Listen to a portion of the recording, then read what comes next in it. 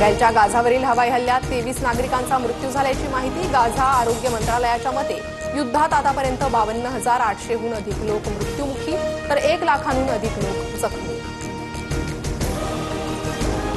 लाडकी बहीण योजनेसाठी कोणताही निधी वळवला नाही, योजनेत काम करणाऱ्या अधिकाऱ्याची माहिती। निधी वळवल्याचा संजय शिरसाट यांचा काही दिवसांपूर्वीचा दावा।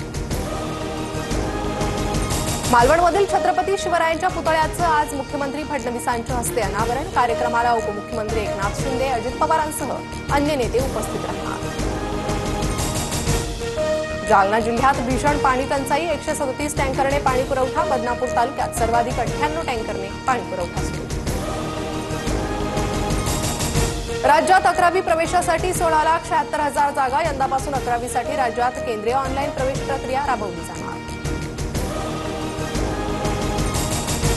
युनूस सरकारकडून बांगलादेशच्या माजी पंतप्रधान शेख हसीना यांच्या अवामी लीग पार्टीवर बंदी। दहशतवाद विरोधी कायद्याअंतर्गत बंदी घालण्याचा निर्णय।